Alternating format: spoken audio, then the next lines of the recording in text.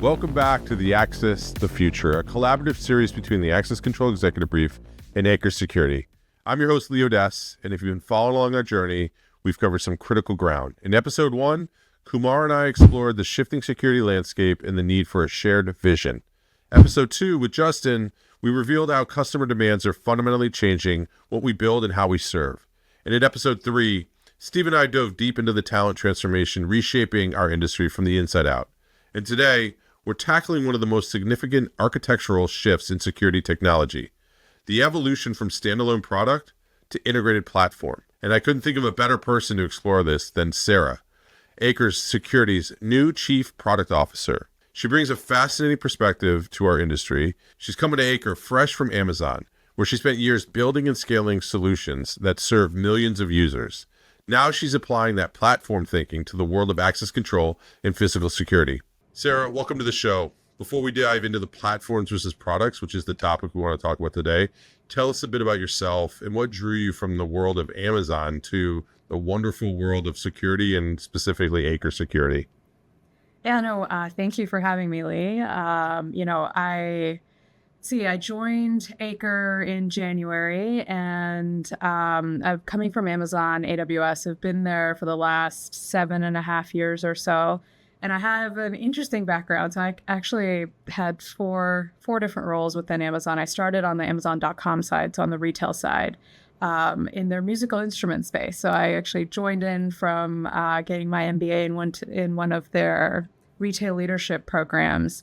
And it was actually a cool program because they let you essentially move around through all of the roles within retail. So you really understand how Amazon does their business. And I started musical instruments. So I own the business, the relationships with the vendors. So if you're into musical instruments, I was working with like the Ernie Balls and Didarios of the world. And then understand in-stock management, marketing, the holiday craziness. From there, I moved to a more traditional product role within the consumable space, where I own the shopping experience for a program called Prime Pantry. It was one of Amazon's first grocery delivery services. It's sunsetted since, but that was an interesting shift because I went from high margin products to very thin margin products and kind of figuring out how do you sell the toothpaste and mouthwash to customers. And then actually I moved into Alexa Smart Home, where I was responsible for the smart home shopping experience on .com. So, how do you get customers once they're in the Alexa ecosystem to continue to build on that ecosystem and get as much value as possible. At this point, I was 4 years in and ready for a new challenge. And I got this really cool opportunity within AWS where I got to work with AWS's top, let's say 50 customers and helping them make the journey to the cloud. So I was working with the Honeywells and Carriers and Eli Lillys of the world to solve very specific problems they had. So whether that was bringing a drug to market faster or, using AI data and automation to help a customer, measure methane leaks at an oil and gas well. So over the course of this, in my last role, that's kind of where I came across Kumar. When he was over at Carrier, I did a project with them, and him and I stayed in touch. He's a pretty cool guy, and actually, don't tell him though. We don't. I know. I actually pinged him because I was kind of in a what do I do with my career, and it was a career chat that I pinged him about, and that's when he shared this opportunity with Acre, and he invited me to apply for this chief product officer role. And honestly, it's, I've spent the last 3 years working with customers to help identify connections where there aren't connections. How do we leverage AI and data? And how do we migrate from legacy systems to the world of today and build purpose-built solutions for the future? And this opportunity helped me take that experience and kind of shape the future of security, and it was like too rich to pass up. And I think, I've spent the last 6 months learning about the industry, learning about the customers and the personas and the problems, and it's rich for change, I'd say. There's a lot to do. No doubt. And it's interesting now. It makes a little bit more sense to me.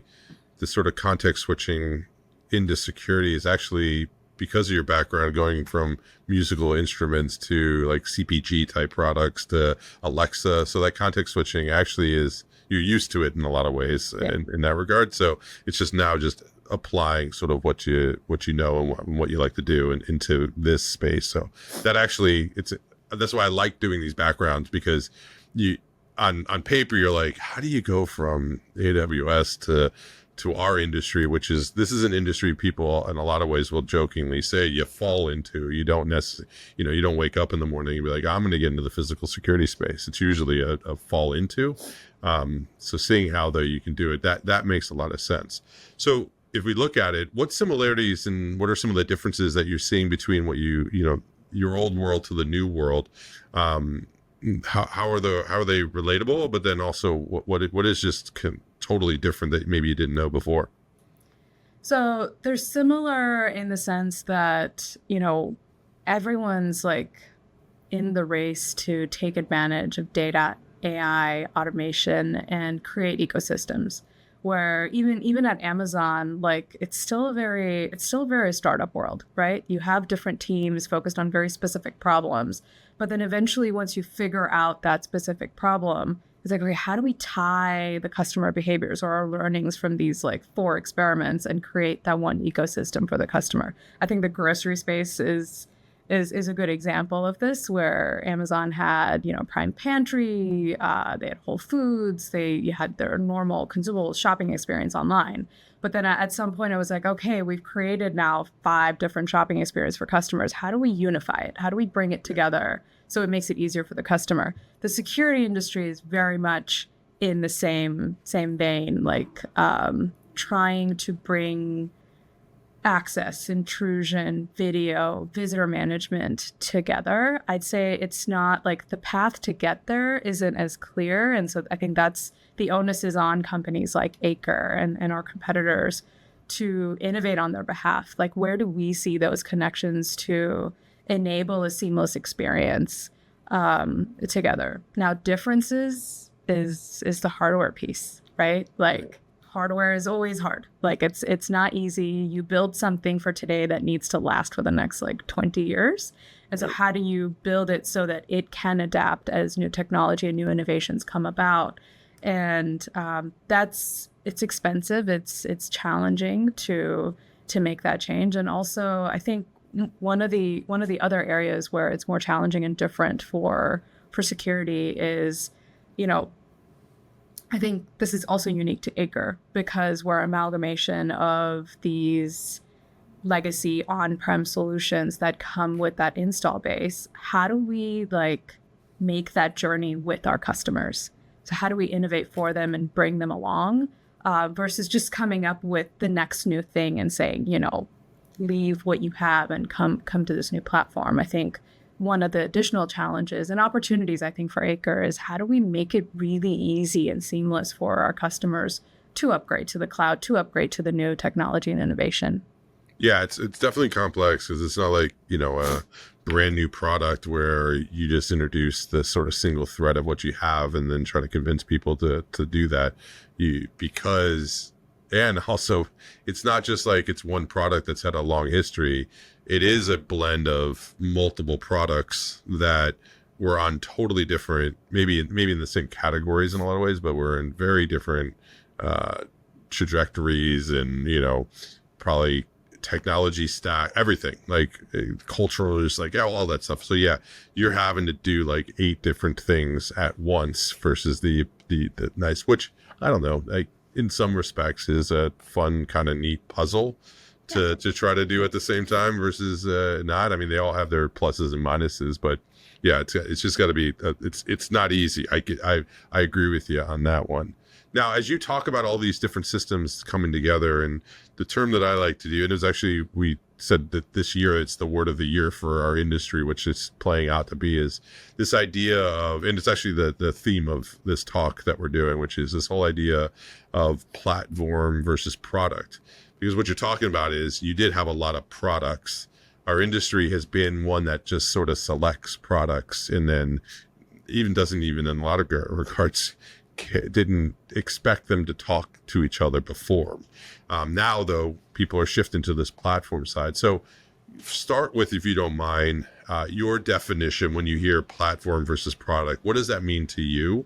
And if I'm listening to this, how should I look at it? And how can you help inform what the difference between platform and product is?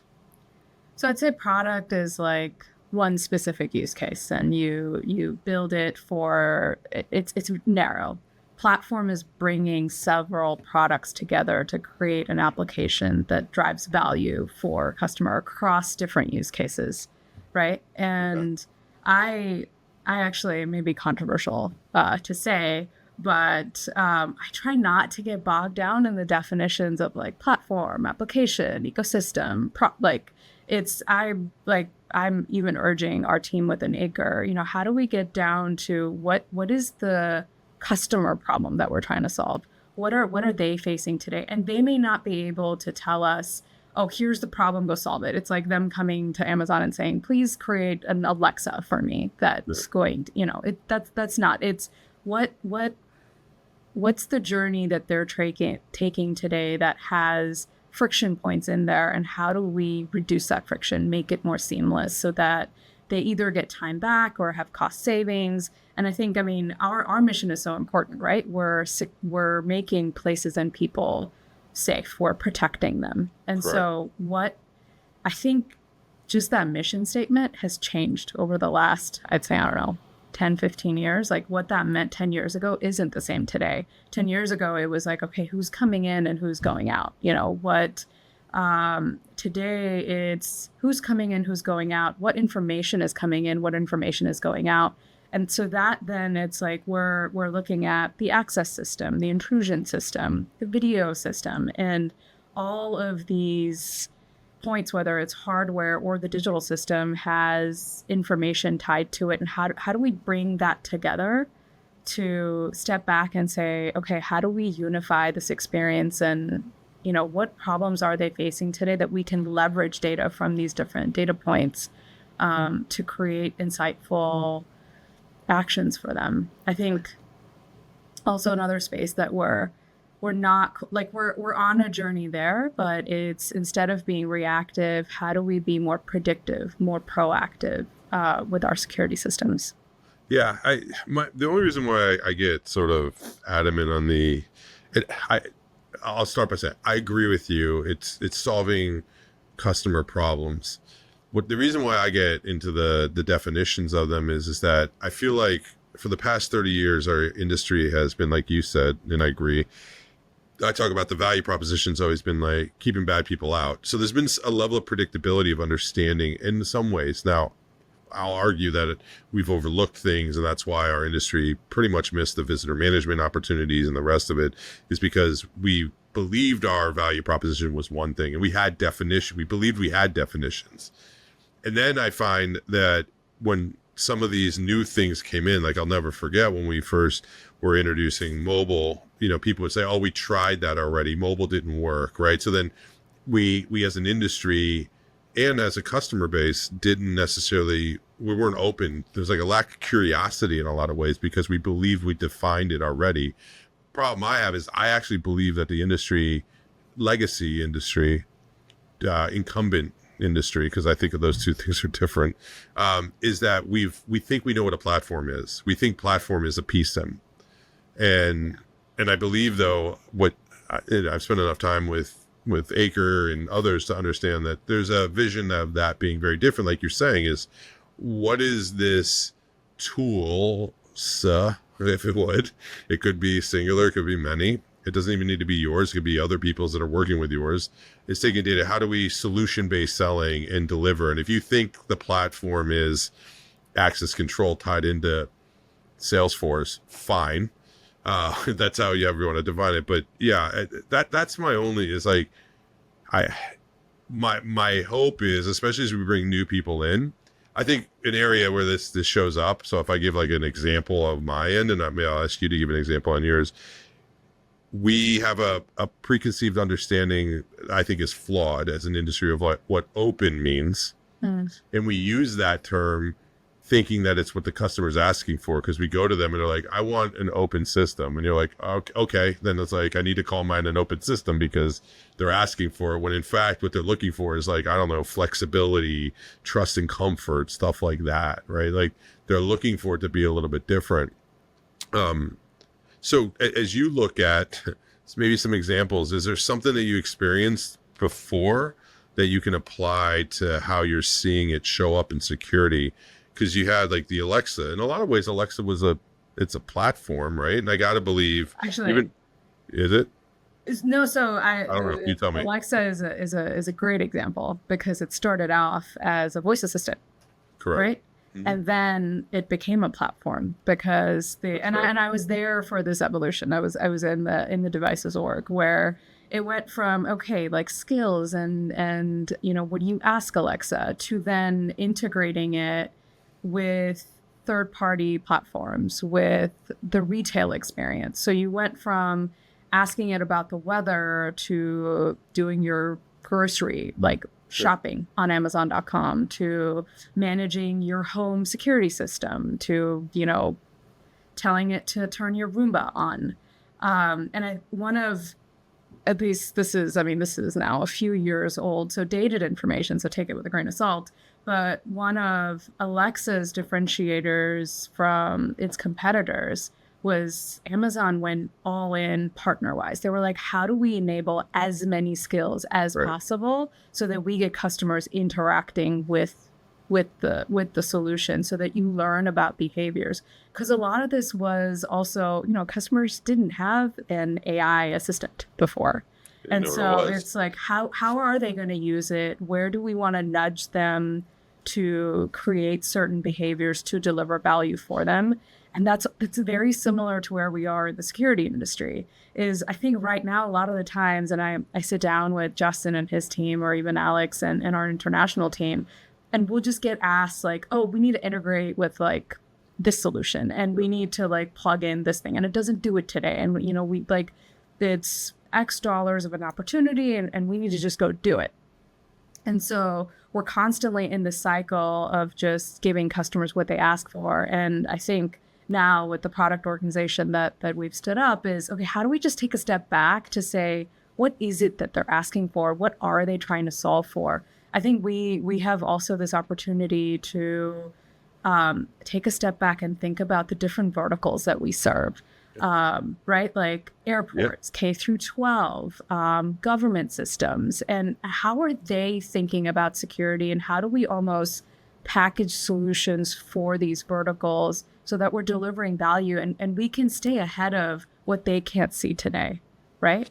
Yeah, no, I agree. So I think it's a couple things.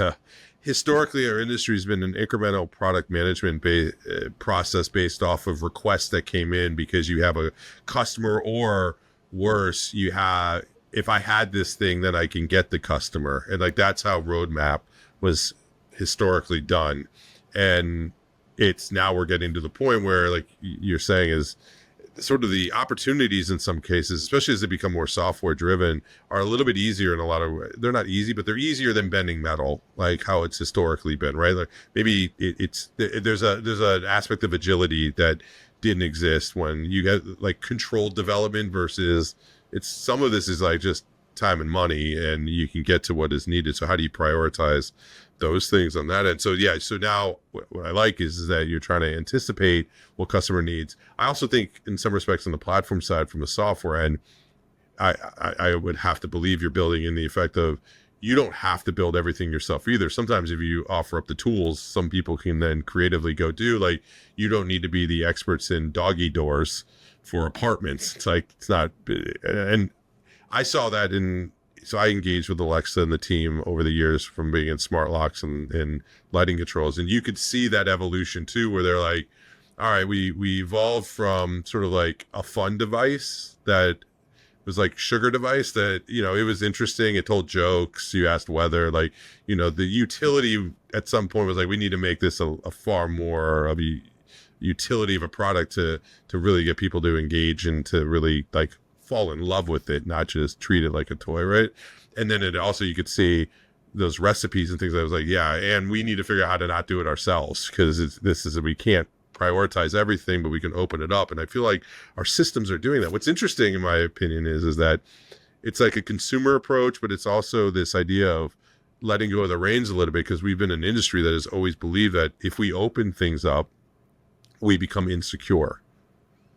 And I guess as somebody who has worked in an ecosystem where you did open things up and it didn't really impact the security, can you maybe break some of those myths around that? Like, it is possible to do that appropriately? Is that fair? Yeah, I mean, I think I can empathize with that feeling, Yeah. but I think it forces us to just do better by our customers, right?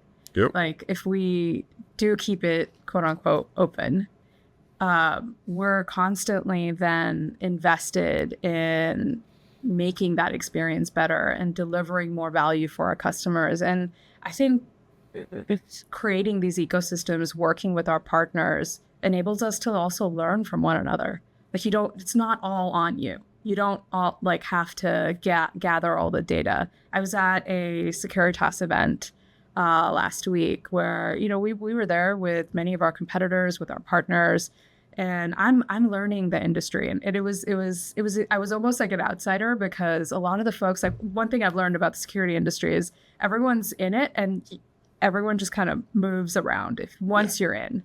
And so it was. Oh, you're stuck, by the way. Yes. That's what everyone told me. But one of the conversations I was having was around Gen AI, right? Such a new space.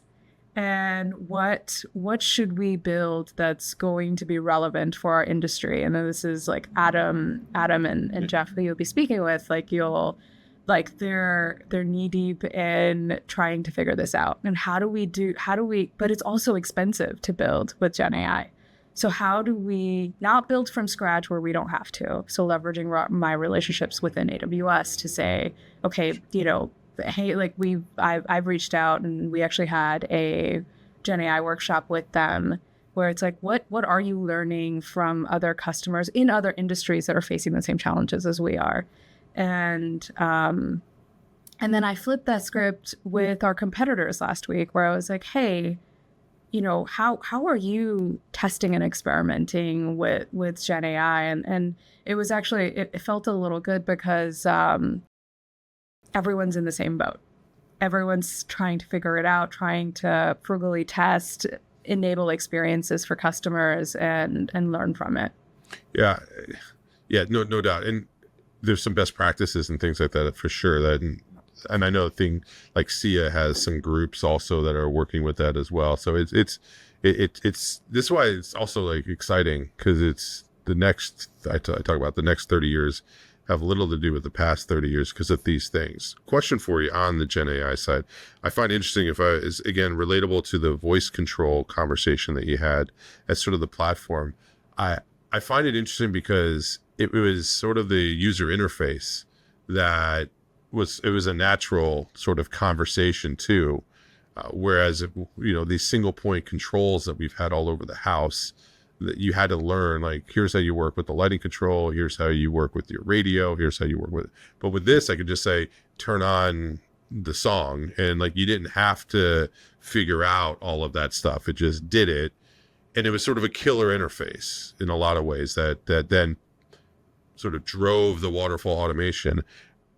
I look at Gen and natural language processing, Gen AI, and the rest of it, and at least how I use it and work with it, I feel a little bit like that's what's starting to happen with, or ways that it could happen with our industry that would then accelerate it to a completely different level of interaction, value creation. We're meeting the customer where they're at versus having to come spend 17 weeks getting certified in our product, right? Everybody had to be an expert in order to do it. As you look at it, is that analogy flawed, or do you bring parallels over into this to go approach it? Like, what are your thoughts there?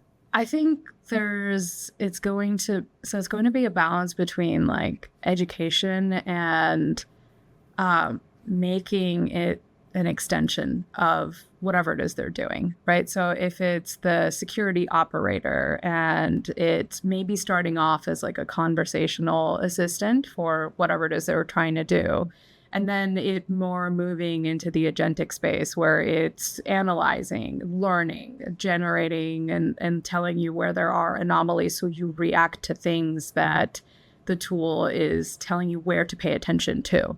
And I don't think we're there yet. Also, another challenge is the data, right? The data that's out there and what can the LLMs like learn from. So I think it'll start with a conversational, almost just like how the AI assistant was, and then it will learn your behaviors and give you things to react to. And then we move into a more preventative, like, I think The automation side of things. yeah, Right? yeah, that's when the magic will happen. So on that though, are customers driving this demand, or is it more of a belief that we know this is what they're going to need? Like, how do I reconcile sort of the drivers behind this shift? I mean, Justin in episode 2 talks about shifting expectations of how systems work, but like, how are customer needs specifically pushing this? And then, but even before that, is it more us pushing than customer, or a customer? How do you look at it? And this is specific to the platform side. Just of things, right? and to honestly, yes, but like in general, I'm just curious, as as a chief product officer, are looking at how you prioritize, because we've historically have been an industry, in my opinion, of incremental changes, like we talked about, that were based off of customers saying, I need your access control system to work with this video because I selected that video system to work. And you didn't see as much of innovation, I'd call it, around like we're seeing here, which is, take the generative AI tools and the rest of this stuff. Like, customers are probably not walking up to your door being like, give me the Gen AI tool, but I'm guessing they're asking for certain things. You're like, oh, okay, we can apply that to go deliver that, right? But you're also cooking in the lab at the same time. So you tell me, like, what's driving more of this, because I think it's behavior change. I think so. It's a combination of all of the above, and it's like one is feeding the other. I would say that the onus is on us to kind of pick up the problem areas that the customers may not be articulating it in a way that says, go build me this. So that the onus is on us to kind of, for the product team to start having conversations with the customer, to like get to know what they're facing, what problems are. When there's challenges around integrations, or like, why are they asking us for something that we haven't already built? Like, what are they actually trying to solve? Some of it from our more sophisticated customers, I think this is like at the enterprise level, they are thinking about it in a more innovative way. And I think, we're spending time trying to partner with them, because we'll create that hero solution, if you will, for them. But then that becomes the foundation for what we can scale to other customers. Yeah, no, that's fair. And so, do you build different when you do it this way versus the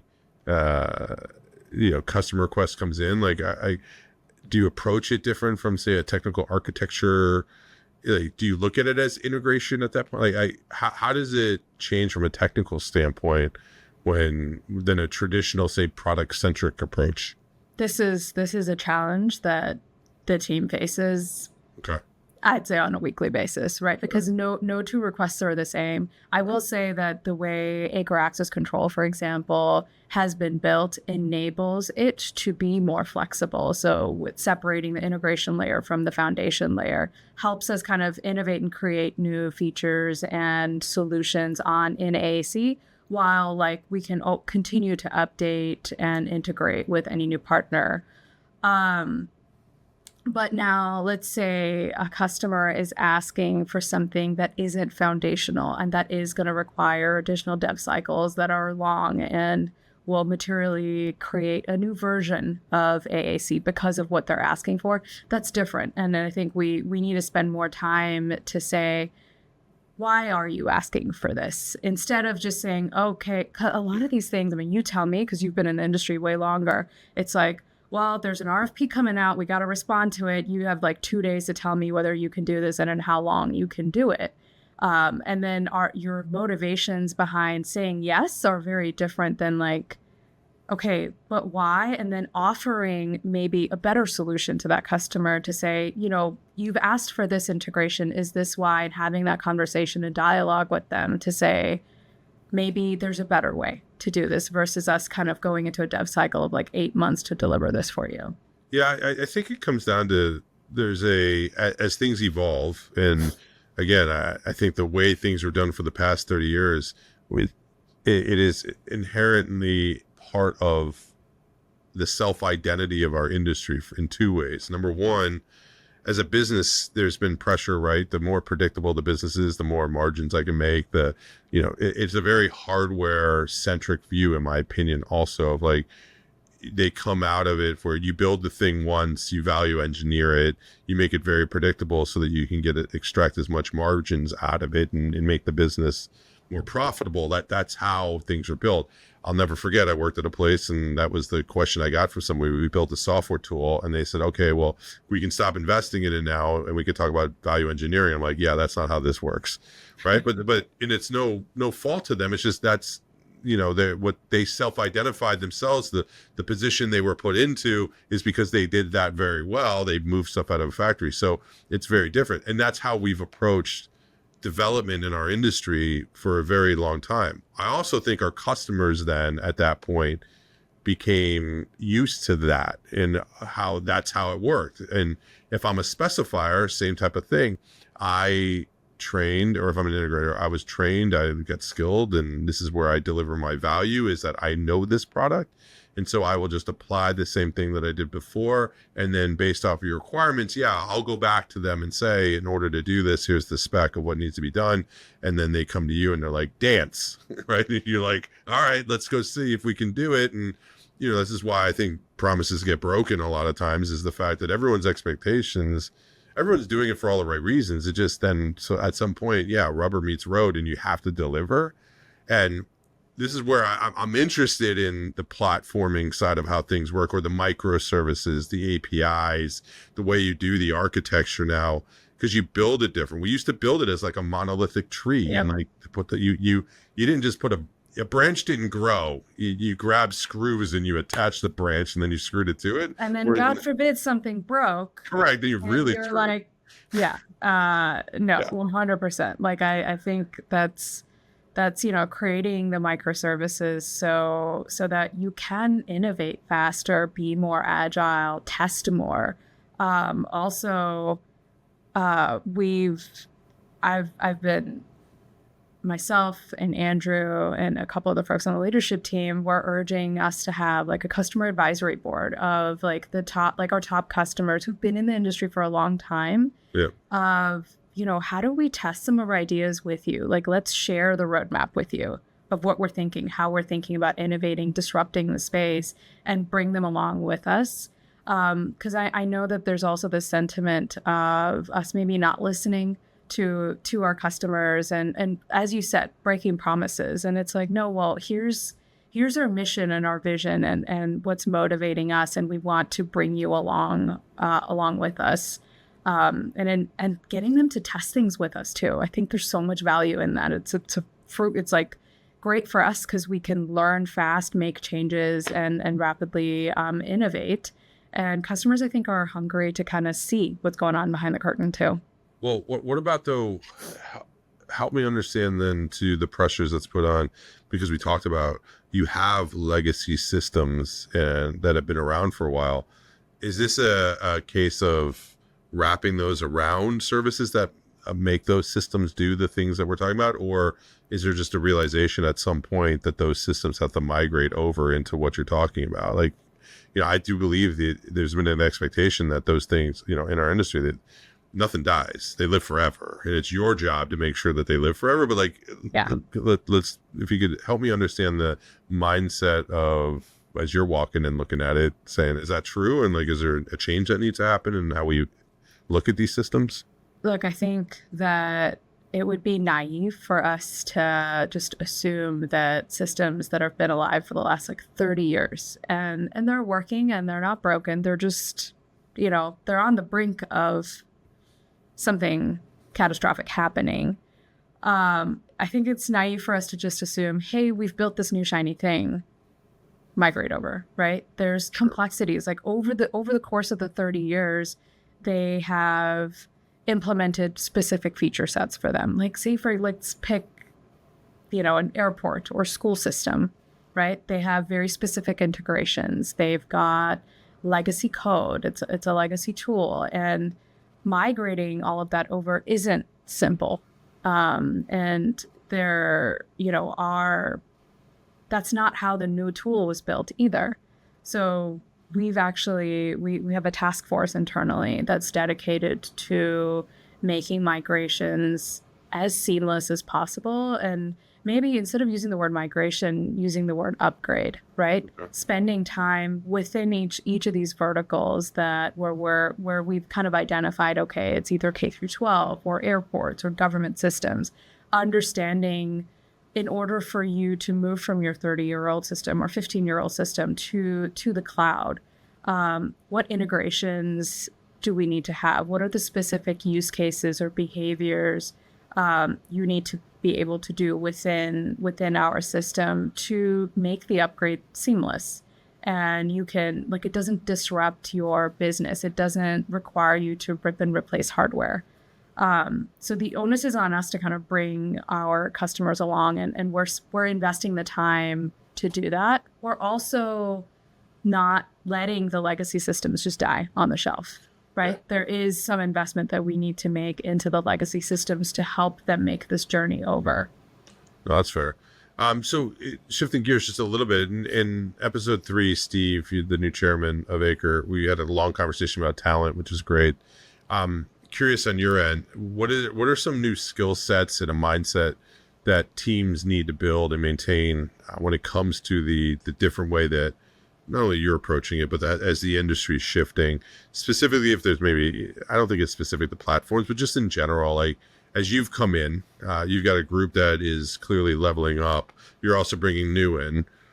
What is that sort of, what are some of the new skill sets or mindsets that you believe are needed in order to succeed as the industry moves forward? I'm going to sound like a broken record. All right, fair. But how can we make our product and our dev teams just really empathize with the customer? So be customer obsessed. One of the things that I first noticed when I joined was the mindset of, it's almost like a tech first mindset, which isn't necessarily wrong. Like it works sometimes, but it's also an expensive way to go about innovation, right? Like when you're like, I built this really cool thing, and now we need to go and market it and sell it and find like the value that a customer is going to get from it. I think like looking for a problem. Yeah. We're a little bit in the space with Gen AI also, and we're not unique in that. I think like every company out there is like, what can we do with Gen AI? And it's like, okay, let's just like take a step back. What are the core problems our customers are facing? And then let's see how Gen AI can solve that problem for them. But from a talent and skill set perspective, marrying folks that are from industry, that really know the industry, to bringing in talent that's from outside the industry that can bring, the perspective of cloud, the perspective of stitching different products together to create an ecosystem, and bringing in learnings from outside the industry where we would have done this in manufacturing or healthcare, or, one of the other complexities about our industry is it's not just hardware, it's the regulatory compliance piece that changes from country to country, that makes bringing a product out to market that much more complicated. And so how do we like, I'm focused on creating a team that can teach each other from industry and outside of industry, but also get out of the one product, one mindset and into a more solution, customer obsessed mindset. Yeah, no, I keep hearing the customer obsessed side of things, and it's clearly, if I hear something 2-3 times, it's no longer like, an outlier. It's what people are doing. What I'm interested in understanding is I hear that. I find it curious to know at some point the friction that is created around the business side, especially as you have businesses that are working already, right? And also, I think it's just interesting. You're coming into our industry at a point where I've always wondered, our sort of the value we deliver, and it's a wonderful value, is like we keep people safe, but we've never really known who they are. So we talk about customers. It's traditionally been the channel and then security department, but now we're getting into this idea of being customer obsessed to the end customer, especially as things go more mobile and we talk about generative AI and data. You're going to start to have conversations with the systems and people that we haven't had there. And I'm just curious to like game out what pressures it puts onto some of the old truths of, we did certain things that maybe weren't best for the customer, but again, we did it because we said it was going to deliver them the most safe experience, even if it inconvenienced them. There's interesting pressures. But what I like what you said there is you're bringing people in from outside the industry as well that have experiences that possibly did this. And like healthcare, I got to believe there's a lot of correlations to where a lot of pressures on margins, a lot of pressures on customer experience, but then also but we're going to also make you healthy, and it may not be the most convenient thing for you, but it's going to make you feel better. Like there's just a lot of probably parallels to those areas, and that bringing that into the industry is, I think will be valuable. So I'm happy to hear that. I mean, it's, I say customers, and like, let me maybe double click into what I mean by that. I think like depending on what it is we're trying to do, the customer changes. So it could be, how are we innovating for the integrator? How are we also paying attention to the end customer? And the end customer, then you break that down into someone in healthcare, or it's an office building, or it's an airport, and really putting ourselves in the shoes of the customer to say, if I actually recently we went through this exercise for our Gen AI workshop. I brought one of the Amazonian mechanisms. At Amazon, you have a new idea, you write a fictitious press release. Yep. It's called a PR FAQ. And we went through this exercise, and I'm like, okay, let's write the PR FAQ. And it was actually hard to do because it's like, who is the customer? Who are we writing for? And you're like, exactly. Yeah. And we actually spent a considerable amount of time just debating that, right? Are we writing, like, is an integrator picking this up and that's who we're writing for? Or is it the end customer who's going to be using the tool? And that distinction is so important because that defines what you create, how you go to market. And I think we've been in the space of innovating for who we're selling to, that you don't necessarily create the right things. But if you're saying, no, well, the person using the tool is the end customer, the go-to-market piece is a separate piece. That's almost like I would say, like, how do we just become better partners and educate our integrators and channel partners in how we should do business together? And here's the value we've created for our end customer. Yeah, it's just interesting to me to think about too, because you mentioned it. The verticalization of our systems, we've been, again, historically a horizontal play where the same product for airports was used for K through 12. You just used a little less of it, and maybe you had some light integrations into specific products that did it, but the software side of it was realistically the same because it was configuration. You just configured it for it, where now the complexity that you're having to do because you're talking about going into airports, which I believe the expectations there are wildly different because they want to see from a software standpoint, it going deep into their user profile that's there. And, it's no longer just build it once and apply it to 400 different things. You're having to figure out how to build something, but then horizontally, but then vertically deliver it too as well, which is a complex product management. And it makes me wonder, like at some point, the skill sets of I do wonder if the power structures of our industry at organizations are shifting in some respects, where historically the power may have been in sales and in engineering. And we're starting to see, I don't want to start, a war within your own organization, but I'll say it. But you wink if I'm going to the right area. But no, but like the power structure shifting a little bit into two places, in my opinion: product management because of the complexity of the business, and then also in marketing because the complexity of telling the story into the market. Like those two areas, product management was probably more of like managing the delivery time, and requirements, not necessarily in the engineering they took the information from sales and dropped it into engineering, and you all had to just make sure that we delivered it on time and we met what we said. The epics were going to be what we said they were going to be. It's just interesting to me. I mean, I would say, and if you speak to like anyone in the Acre organization, they'll probably fess up to this too. Like we've gone through this shift in the last 6 months with the new leadership team. We're pushing more collaboration between each of the departments because it's so important from someone on Andrew's team to be in like an ideation session where we're talking about how we're going to, migrate a super complex airport system that's been on a legacy platform for the last 20 years, and how we're going to craft that message to the customer, to having the product manager in the room and R&D as well. And you enable this cross collaboration.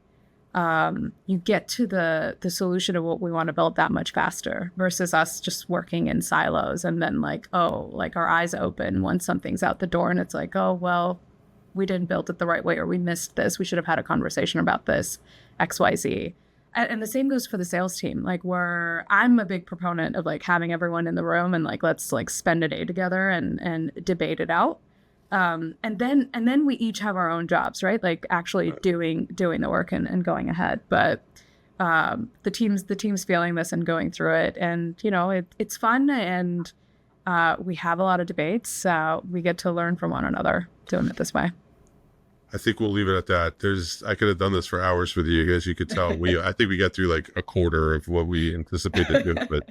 No, I appreciate you taking the time to do this. It's enlightening, and it's neat to be able to dig in with somebody who's new to the industry. And you can see just in your response to it, there's a passion towards it. So thank you. I appreciate you making the time and sharing your insights.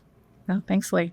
In our next episode, we'll explore how AI and data are transforming security capabilities and challenges. We'll deep dive into the role of artificial intelligence and, frankly, in or around platform-driven type security landscapes that we just talked about here. So for our listeners, the platform shift isn't just a technology evolution. It's a fundamental reimagination of how we solve security challenges. The question isn't whether this transformation will happen, but how quickly the organizations will adapt to lead it. So keep the conversation going. Reach out with your thoughts, questions, experiences on LinkedIn, email, within Slack, wherever. They're definitely trying to build this future together. So thank you for listening to the Axis Future. I'm Leo Dess, and we'll see you next month.